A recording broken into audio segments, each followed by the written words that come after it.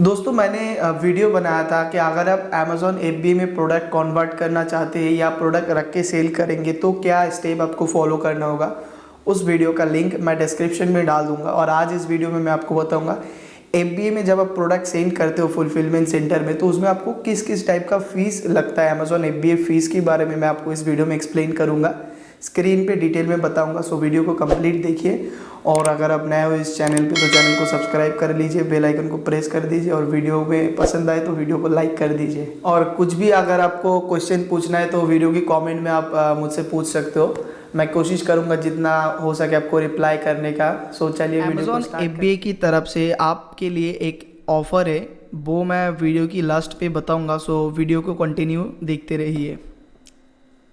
जब आप shipment ready कर ले तो फुलफिलमेंट सेंटर भेजने के लिए तो आपको 3 टाइप का शिपिंग ऑप्शन मिलता है अमेज़ॉन फुलफिलमेंट सेंटर में जाके प्रोडक्ट रखने के लिए। क्योंकि जब आप प्रोडक्ट अमेज़ॉन फुलफिलमेंट सेंटर में रखेंगे तभी कस्टमर वहाँ से ऑर्डर कर पाएगा और आपका जो प्रोडक्ट है वो फुलफिलमेंट बाय अमेज़ॉन होगा। तो मान लीजिए आप कुछ प्रोडक्ट 10-20 प्रोडक्ट जो है वो फुलफिलमेंट सेंटर में भेजेंगे तो आपको 3 ऑप्शन मिलता है। एक सेल्फ शिप के थ्रू, अगर आप खुद कोई प्रोडक्ट कोरियर करना चाहते हो तो वो अमेज़ॉन का जो FBA सेंटर है वहाँ पे आपको भेजना पड़ेगा, नहीं तो आप खुद जाके वहाँ पे दे के आ पाएंगे।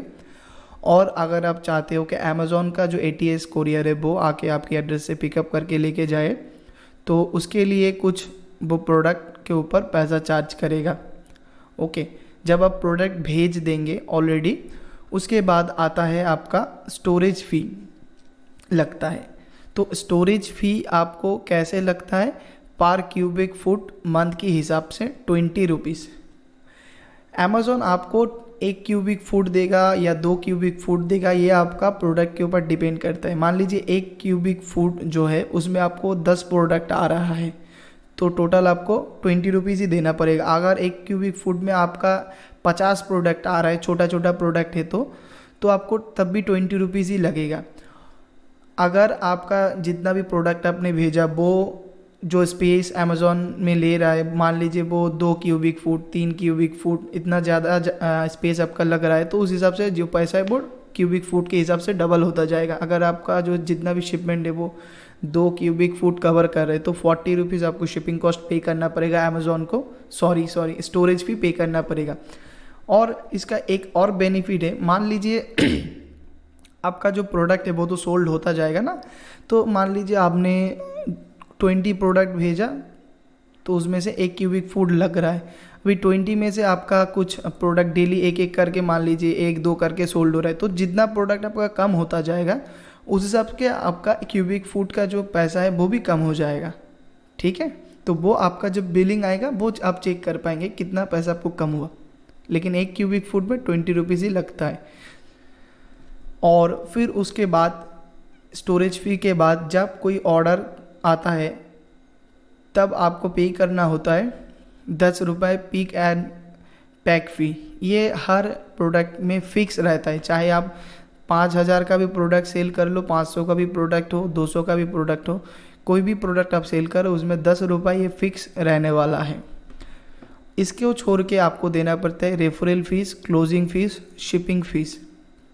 अभी इसको मैं आपको दिखाऊंगा एक एक करके, ये तीनों रेफरल फीस, क्लोजिंग फीस और शिपिंग फीस। ओके, तो ये जो रेफरल फी है आपका ये कैटेगरी के हिसाब से लग रहा है। अगर आप इलेक्ट्रॉनिक्स आइटम सेल करेंगे तो उसमें कुछ जो कैटेगरी के हिसाब से पैसा है वो लगेगा। अगर आप कॉस्मेटिक्स आइटम सेल करेंगे तो उसमें जो भी कमीशन है अमेज़ॉन का रेफरल फी वो लगेगा। अगर आप इंडस्ट्रियल साइंटिफिक प्रोडक्ट बेचेंगे उस हिसाब से उस कैटेगरी का जो भी रेफरल फ़ी है वो लगेगा। अगर आप क्लोथ सेल करेंगे तो क्लोथ कैटेगरी में जो रेफरल फ़ी है वो लगेगा।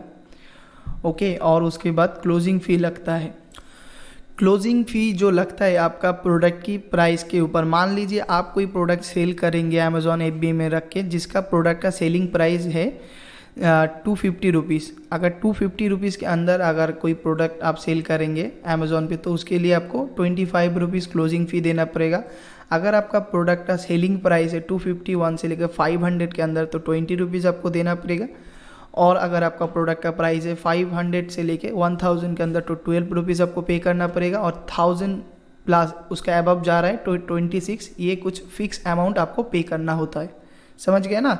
क्योंकि देखिए इस बात को समझिए, सेलिंग प्राइस मीन्स मान लीजिए आप कोई प्रोडक्ट परचेस किया है 50 रुपये में, और उसमें अमेज़ॉन का कमीशन, जो रेफरल फ़ी है, ये सब मिला के, शिपिंग कॉस्ट मिला के, उसका FBA का सब कुछ मिला के आपका प्राइस बन रहा है 500 में आप इस प्रोडक्ट को सेल कर रहे हो, कस्टमर आपको 500 पे कर रहा है, तो इसके लिए आपको अमेज़ॉन को 20 रुपीज़ देना पड़ेगा।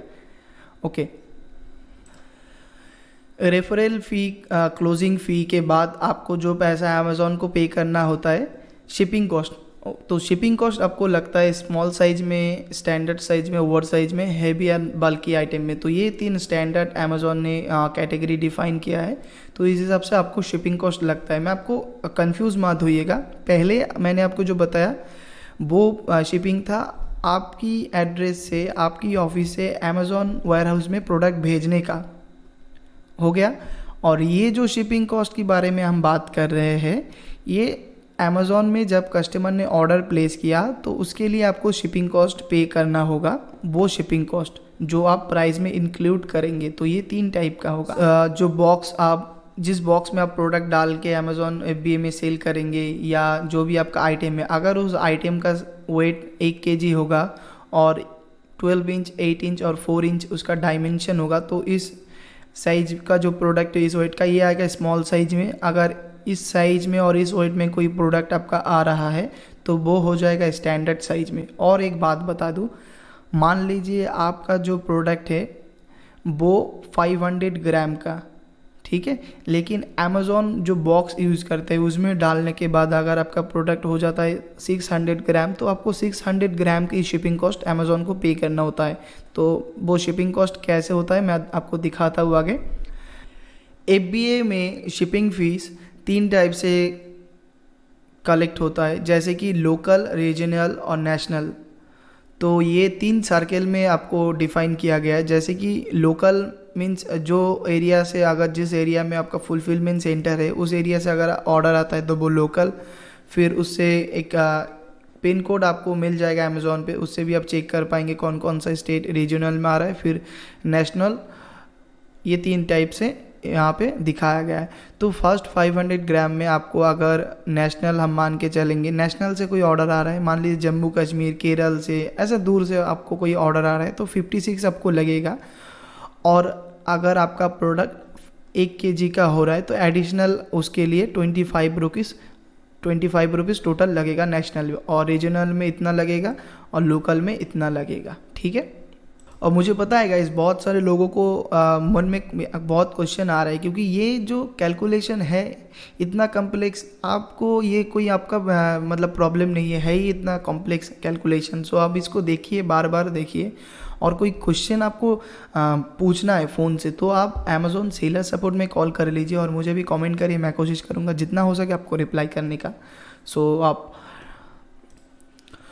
और गाइस देखिए क्या होता है, FBA में जो प्रोडक्ट आपका रखा हुआ है, मान लीजिए वो सोल्ड नहीं हो रहा है कुछ 60 दिनों से, 90 दिनों से, तो उसमें क्या होता है, आपको लॉन्ग टर्म स्टोरेज फी लगता है। जैसे मैंने आपको बताया ना, 20 रुपीज़ 1 क्यूबिक फीट के हिसाब से।